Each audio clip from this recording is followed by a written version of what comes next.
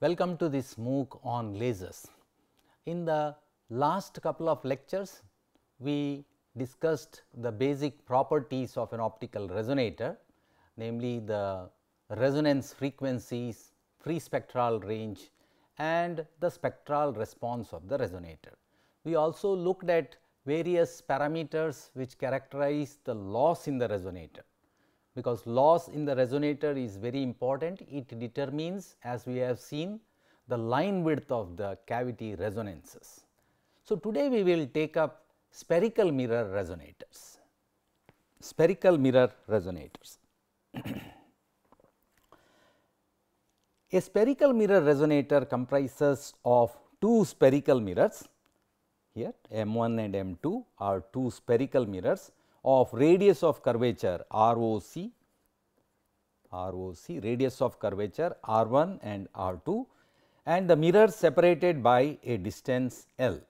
So, R1 and R2 are the ROCs of the mirrors, L is the separation between them. Now, why spherical mirror resonators?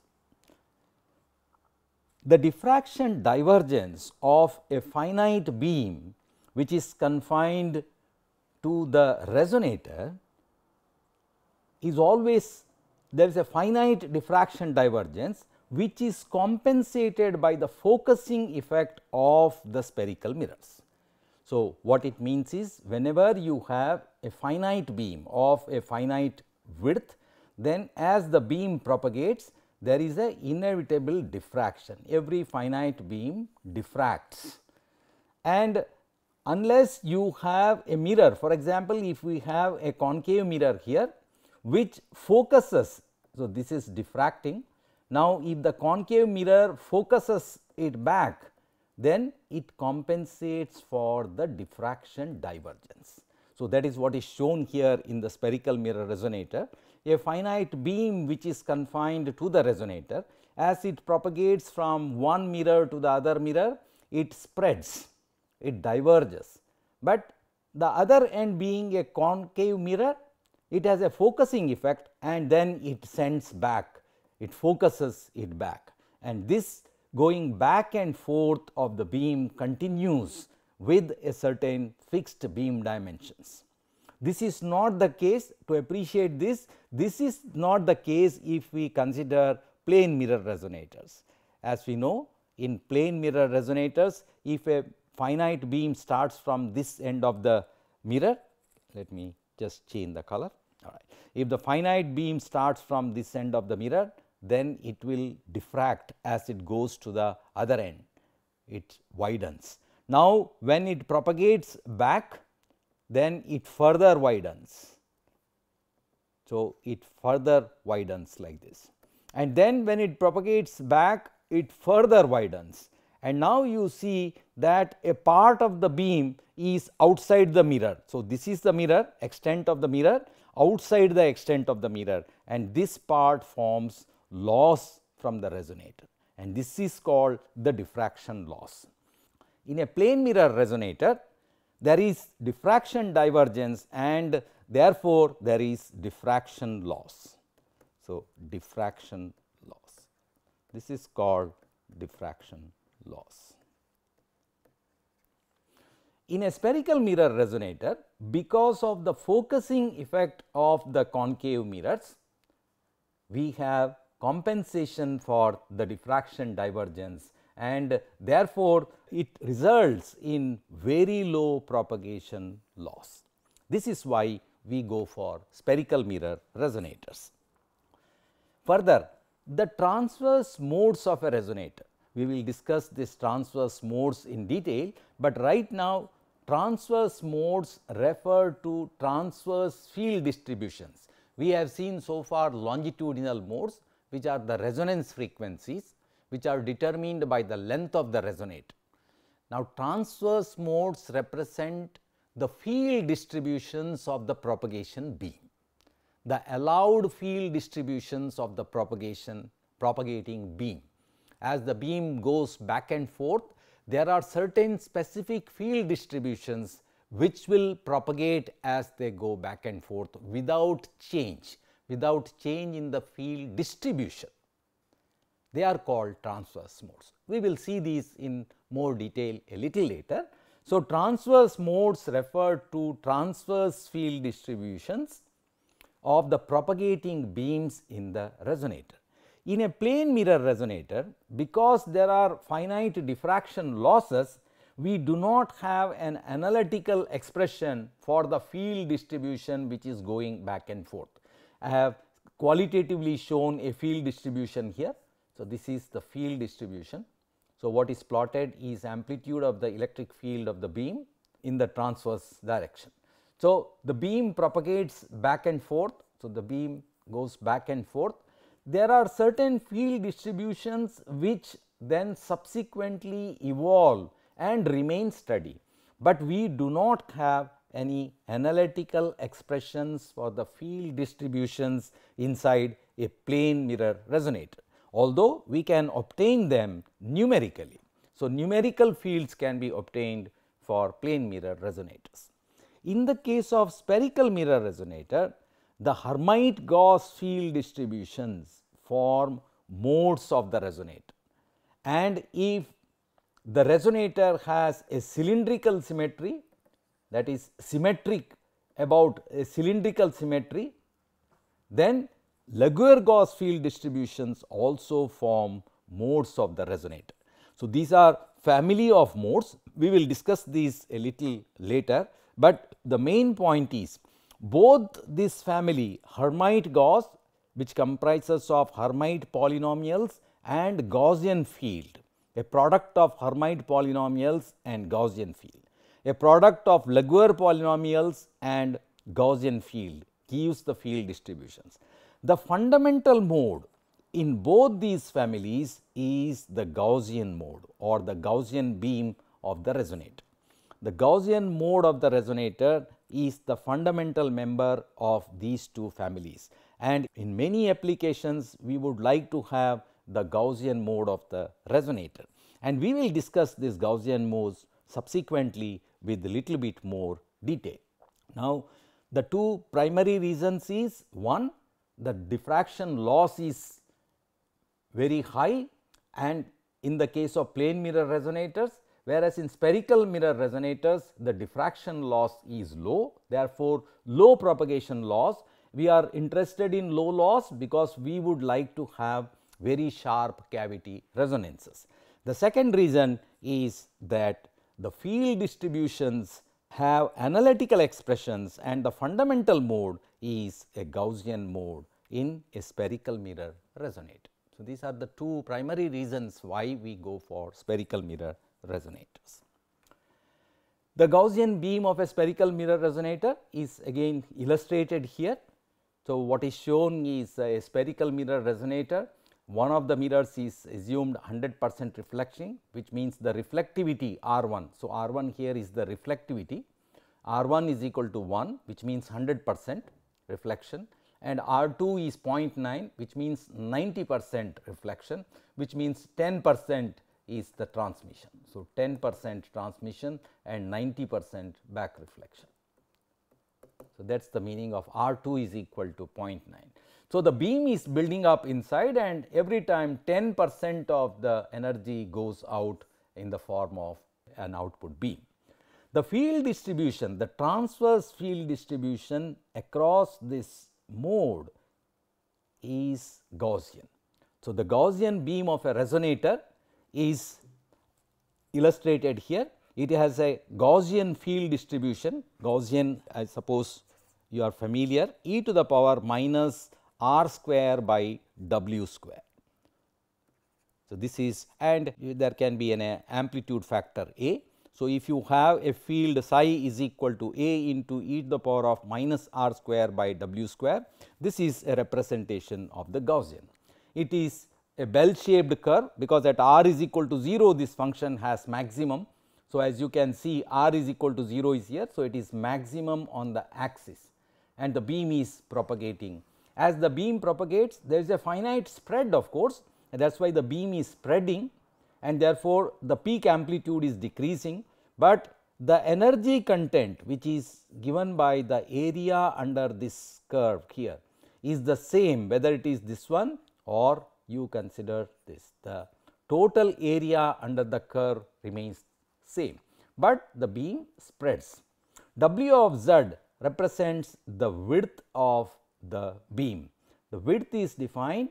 So, if we show in terms of plot the function as a function of r, then it is maximum on the axis, and let us say this is 1, then where it drops down to 1 by e. So, at r is equal to w, please see at r is equal to w, this term becomes e to the power minus 1 or 1 by e. So, where the field drops down to 1 by e of its maximum value is called the spot size. So, this is w. So, that is w of z. Because the beam is spreading, w is changing with z. Z is the propagation direction. The second important characteristic of the Gaussian beam is the radius of curvature r of z of the wave front. So, this is radius of curvature of the wave front. So, we will discuss these in more detail, radius of curvature of the wave front.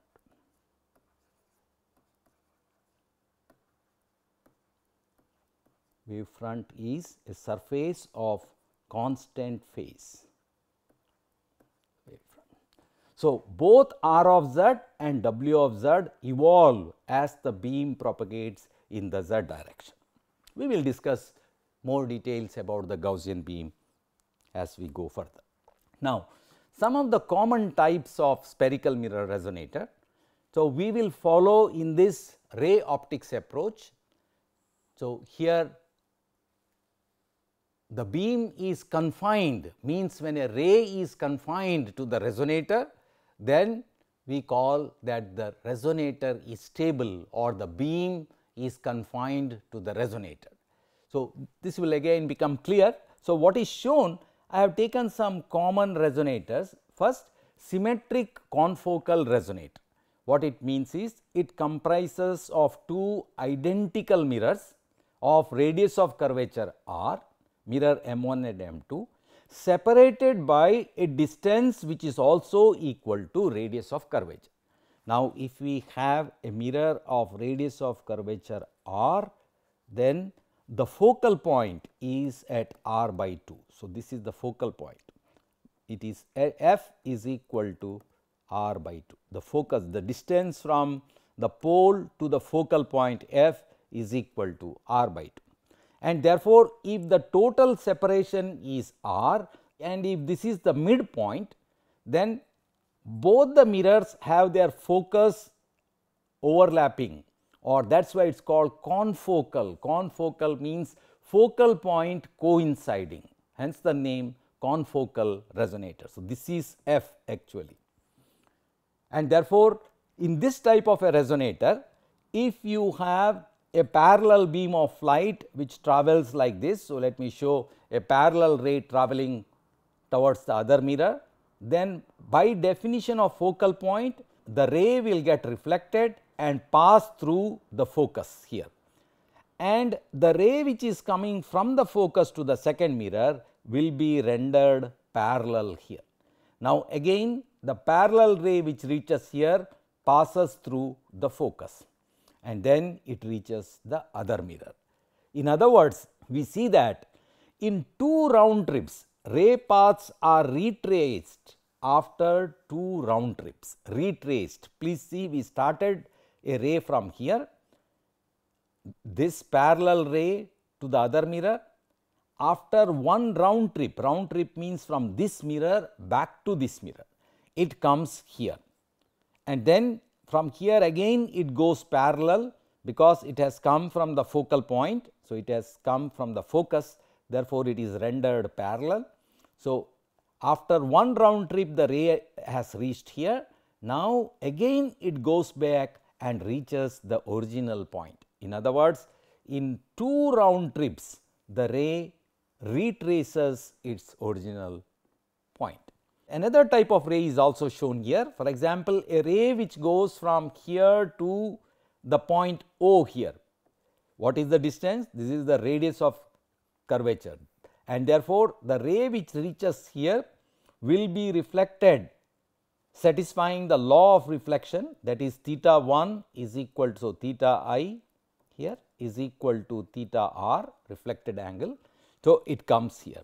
Now, any ray which is coming from the radius of curvature, please see, this is the focal point of this mirror. This is the point corresponding to the radius of curvature, that is center of curvature, C. So, this is F and there is a C which is here, center of curvature. And a ray which comes from the center of curvature is always normal.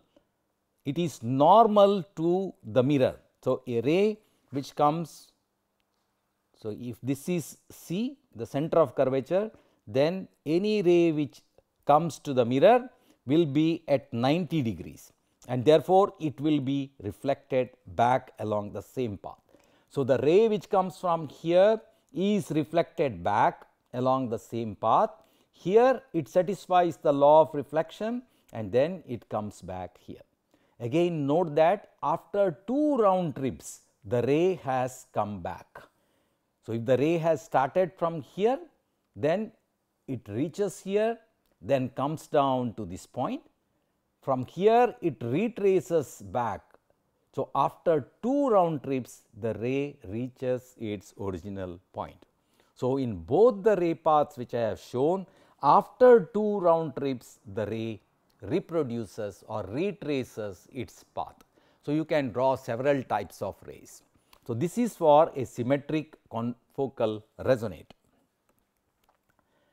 The second resonator, a common type of resonator shown is symmetric concentric resonator. Now, as the name indicates, here is C, that is the center of curvature of this mirror as well as this mirror. They are coinciding, hence the name concentric. So, 2 spherical mirrors with a separation equal to twice the radius of curvature. So, this is center of curvature, therefore, up to this it is R. So, this is R and this is also R.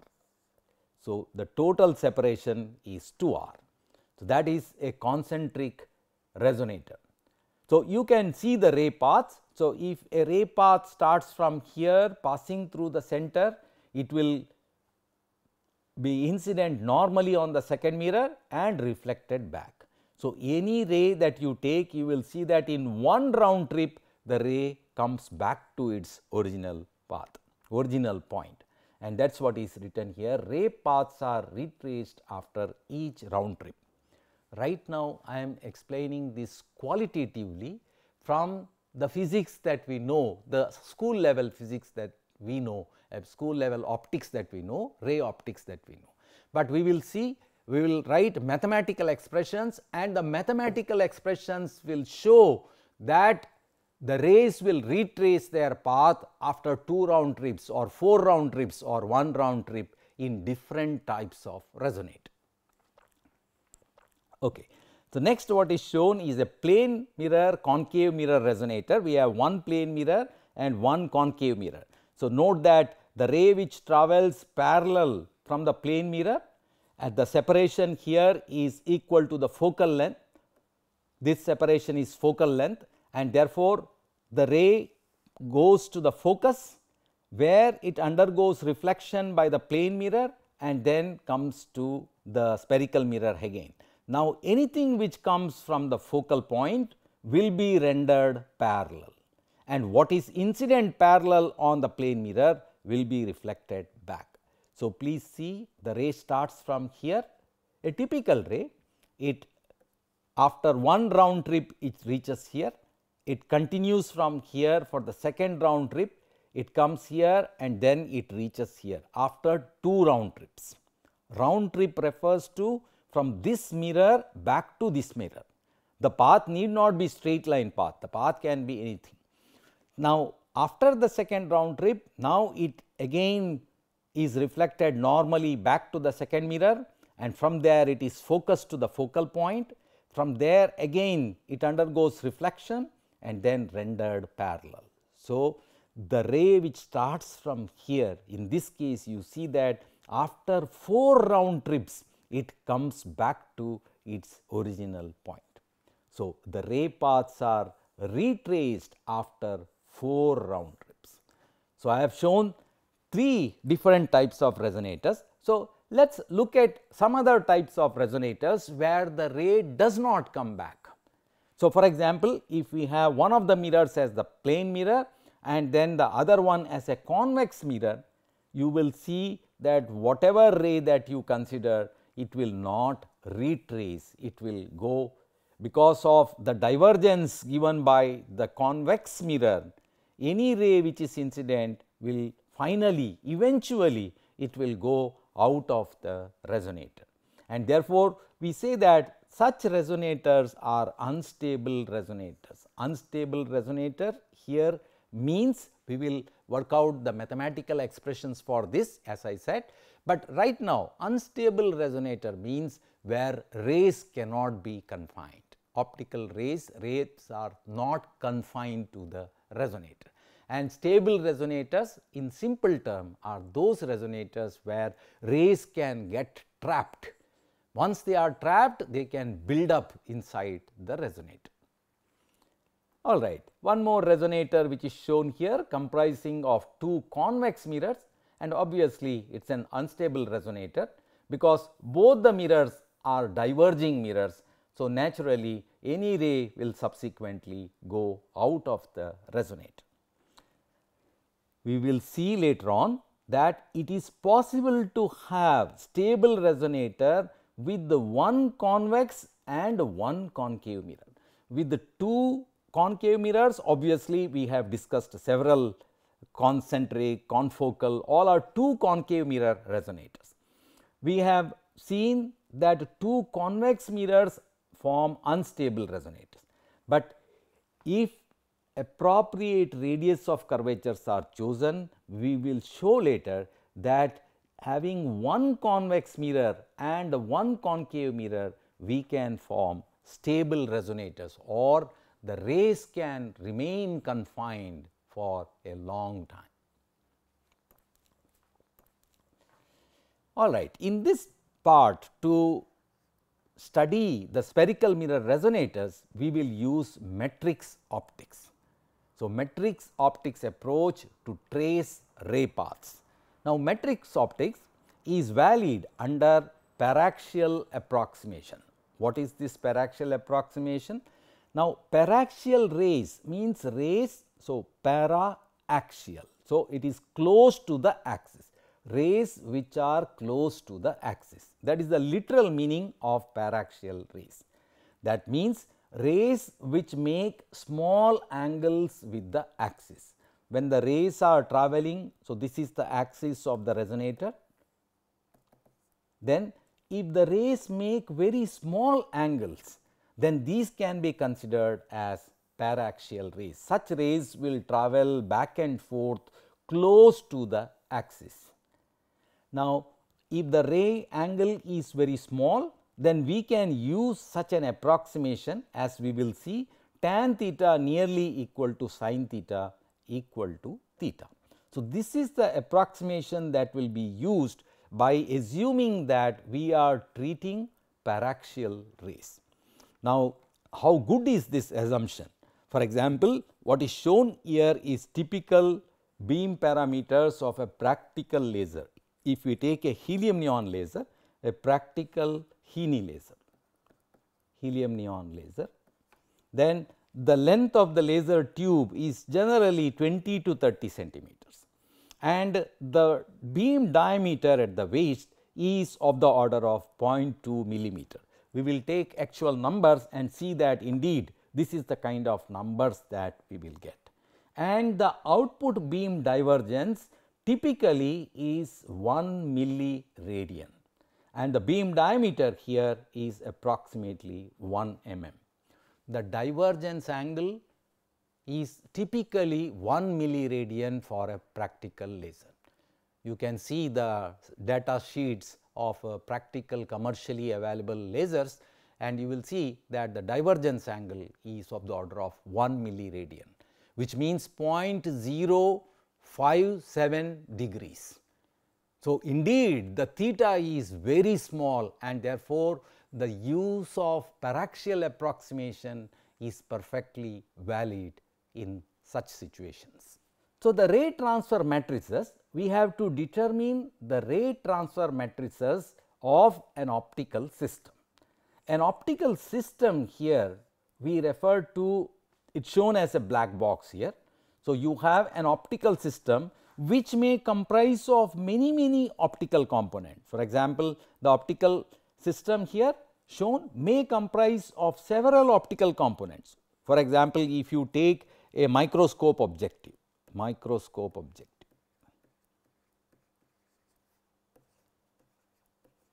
typically this may have 2, 3 or 4 lenses, and those zoom lenses, if you have seen those zoom lenses which are fitted to a camera, that may have several components, optical component inside the zoom lens, and that is what is shown. So, we call it as optical system.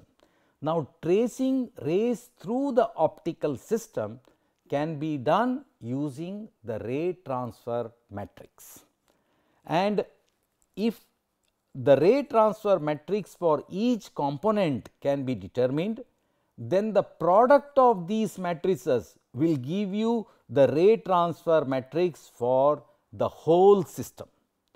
That is the way that rays can be traced. If I get the ray transfer matrix, I call this as RTM, for the whole system which comprises of several optical components, because all these matrices are 2 by 2 matrices. Therefore, the product of these matrices will also be a 2 by 2 matrix. So, these are 2 by 2 matrices. The matrix links the input parameters of the ray to the output parameters. A ray is characterized by 2 coordinates, input and output. At the input, it is characterized by a displacement, yi is a displacement from the axis of the optical system, and theta I is the angle that it makes with the horizontal. So, if you have a ray which is like this, for example, then this will be the displacement yi, and the angle that it would make would be this theta. So, this is y and this is theta. Now, we will see the sign convention, because y, which is a displacement which is below the axis, will be negative, and the displacements above the axis will be positive. We will discuss about this, but right now every ray which is entering the optical system is characterized by a displacement yi and theta I, and accordingly at the output there will be a corresponding yo and theta o, and the yo theta o is linked or related to yi theta I through a 2 by 2 matrix, which is the ABCD matrix, and this ABCD matrix is called the ray transfer matrix. Ray transfer matrix. It actually gives you the coordinates when the ray is transferred through the optical system, hence the name ray transfer matrix. This will become very clear as we take some examples of the ray transfer matrices. Now, if we consider straight go to the optical resonator, our problem is optical resonator, not zoom lens. So, the optical resonator comprises of 2 mirrors separated by a distance L. Now, if a ray starts from here, let us say the ray starts from a point P here, it has a displacement, initial displacement y0 and an angle that it makes with the horizontal theta 0. The ray is allowed to go at a particular direction. We can also of course consider a ray which travels like this. You could also propagate rays like this. So, from every given point on the mirror, you could propagate rays at different angles. Some of them will eventually go out of the resonators, some of them will remain trapped inside. If you can find some rays which are trapped inside the resonator or confined to the resonator, then we call the resonator a stable resonator. So, coming back to the initial ray here, with a displacement of y0 and theta 0, it moves to the other mirror. Therefore, the ray has propagated in free space here or in a medium, if there is a medium, through a distance L. It undergoes reflection here. At this point, it undergoes reflection at the spherical mirror of radius of curvature R2. Let us say R1 is the radius of curvature of this mirror and R2 is the radius of curvature of the second mirror. And from here again it propagates to the second mirror, that is propagating through a distance L. Horizontal distance L, this distance is of course higher than the horizontal separation, and it undergoes a reflection at mirror M1 and then again propagates back. Now, in one round trip therefore, we had one length propagation in free space, one reflection at a spherical mirror, then propagating back in free space and then reflection at another spherical mirror and then propagating. So, one round trip comprises of two propagation lengths and two reflections at the spherical mirrors. So, that is what I have written here, that for the resonator one round trip comprises of propagation through L, reflection at mirror M2 here, reflection, propagation through L back to the mirror M1, reflection at mirror M1. And each of the above component, these are called 4 component of propagation, can be represented by a 2 by 2 matrix. And to get the final coordinates y1 and theta 1, the y1 and theta 1 is related to y0 into theta 0 through the rate transfer matrix ABCD.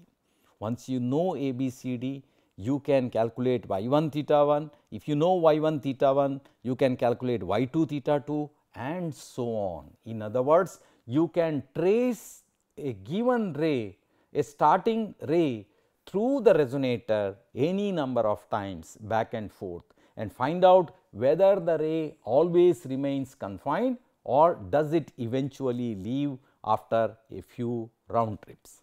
So, the RTM of the resonator is the product of all the 4.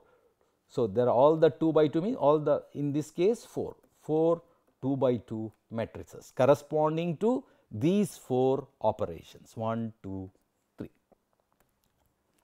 So, let us look at the 2 by 2 component matrices. First, propagation through a distance L. So, this is the first one, propagation through, if we look back, the first one is propagation through a distance L. Please see, it is not propagating through the mirror, it is from mirror M1 to M2. The mirror could be spherical mirror or plane mirror. So, the first component says propagation from this plane, this is actually plane of the mirror M1 and plane of the mirror M2. This is not plane mirror, but plane of the mirror M1 and M2. So, from M1 to M2 it propagates through free space.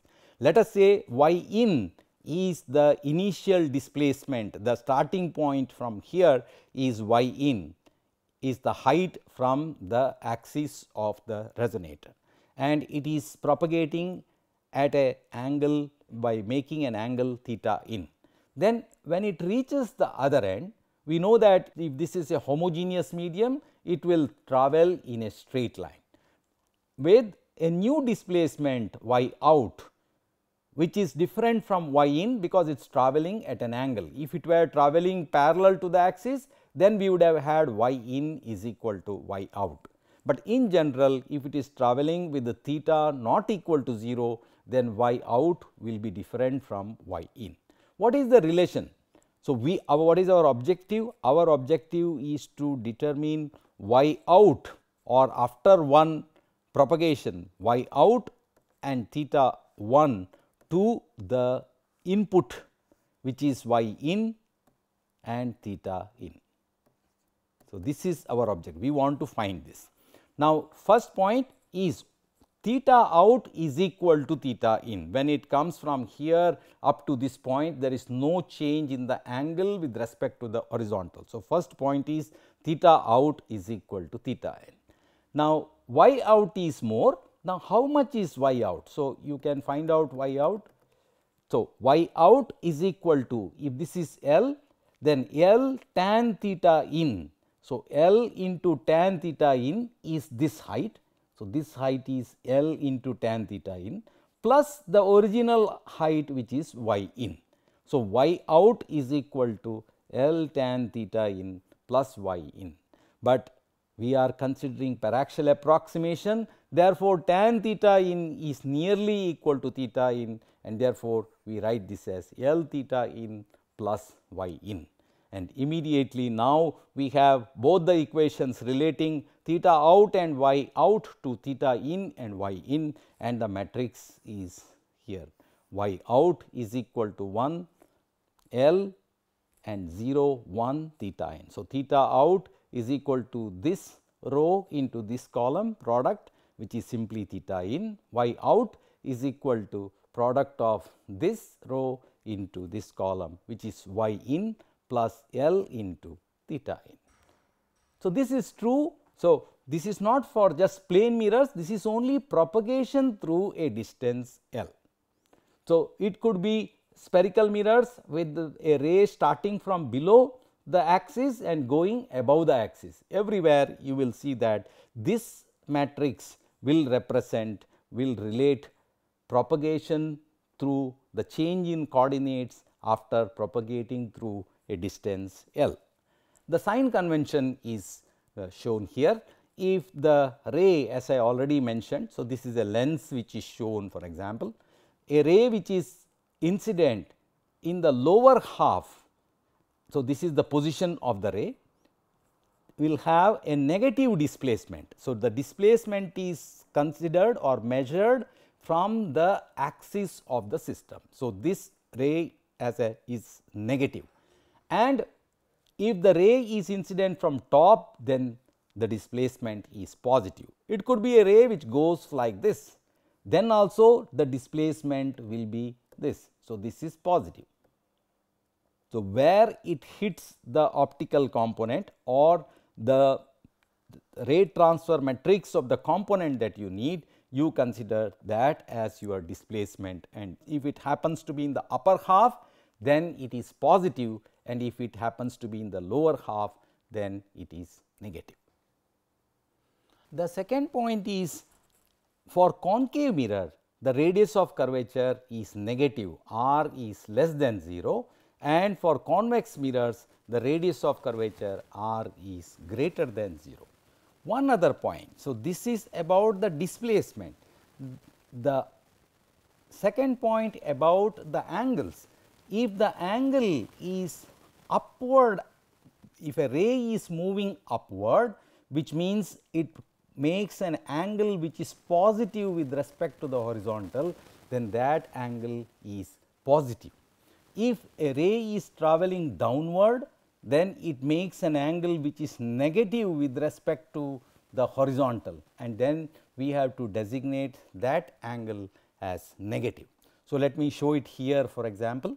So, if you are considering a ray which is travelling downward like this, then of course, if it was at this point, then this is the height, but the angle, this angle theta will be negative, because if the ray is moving downward with respect to the axis, and if any ray which is, whether it need not cross the axis, even if the ray is travelling like this, for example, here in the upper half, then the angle here will be positive, because now the ray is moving upward. Whether it is in the upper half or lower half, that does not matter as far as the angle is concerned. It is only whether the ray is moving upward or downward. Whether it is in the upper half or in the lower half, then the displacement y will be different. if the displacement that we are considering is in the upper half, that is above the axis of the system, optical axis of the system, then the displacement is positive, and if it is below as shown here, then it is negative. Now, let us go to the second component, namely reflection at a plane mirror. So, the first one that we have seen is here. For propagation through a distance L, we are looking at propagation between mirrors. Now, let us consider reflection by a mirror. So, first plane mirror, it is illustrated here. So, this may not be the axis, axis may be here. So, at any point the ray is incident at a point P here, let us say on the mirror, then the displacement is here. So, this is the displacement which is positive. After reflection, angle of incidence is equal to angle of reflection, and therefore, theta in is equal to theta out. Please see that both the angles are positive. This ray is also going up and this ray is also going up. And at the point of reflection, theta in, y in is equal to y out. We are finding the ray transfer matrix for the operation of reflection. Therefore, we are considering y only at the point of reflection. Therefore, at that point y in is equal to y out and theta in is equal to theta out. And therefore, immediately the relation is an identity matrix, y out is equal to y in and theta out is equal to theta in. Okay. Next, refraction at an interface.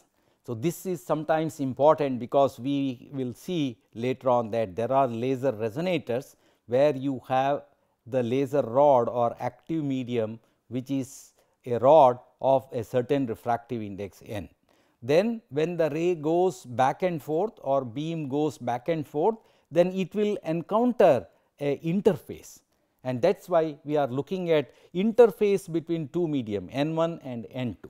So, if you have an interface between a medium of refractive index n1 and n2, then what is the relation, what is the ray transfer matrix corresponding to the transfer of ray across this interface.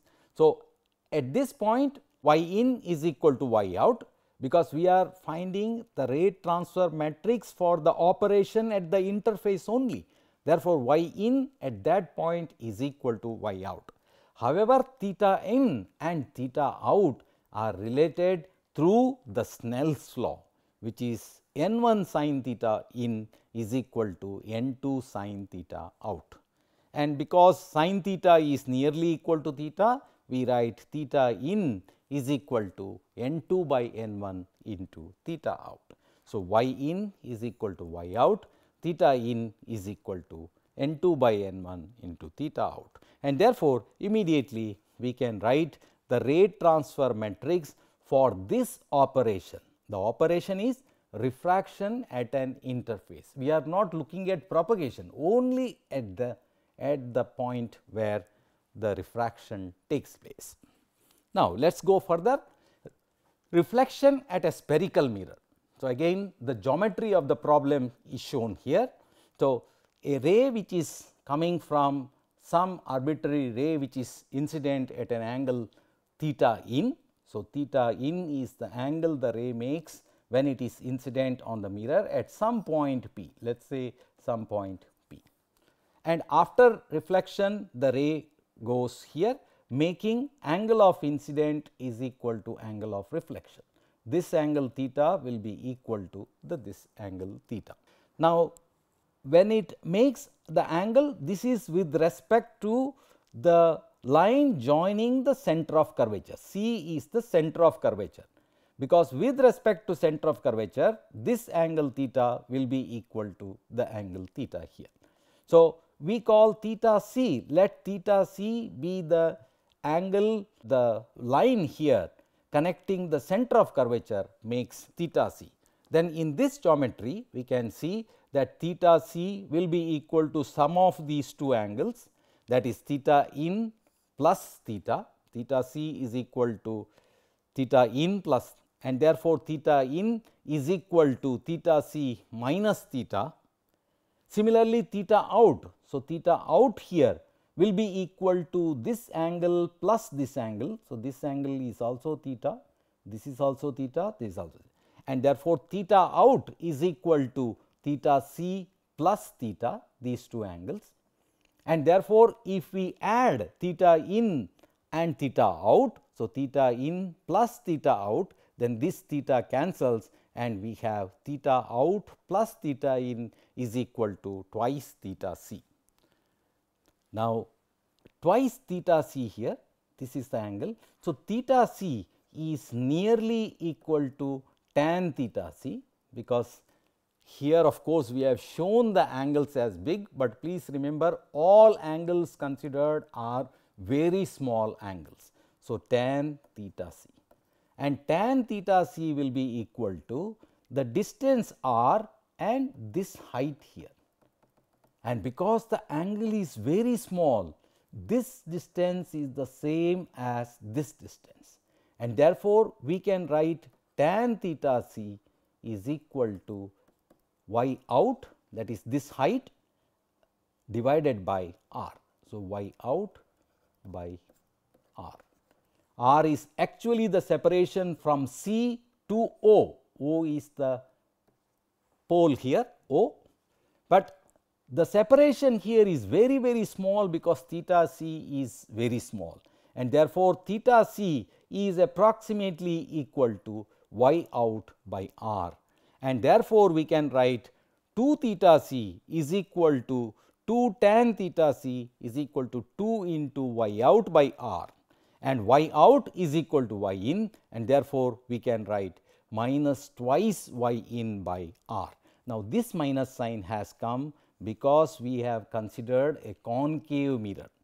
So, the negative sign has been introduced because r is negative, and therefore, we have minus theta out. Please note again that theta out is the angle that the ray makes when it goes down, and therefore, this is also negative.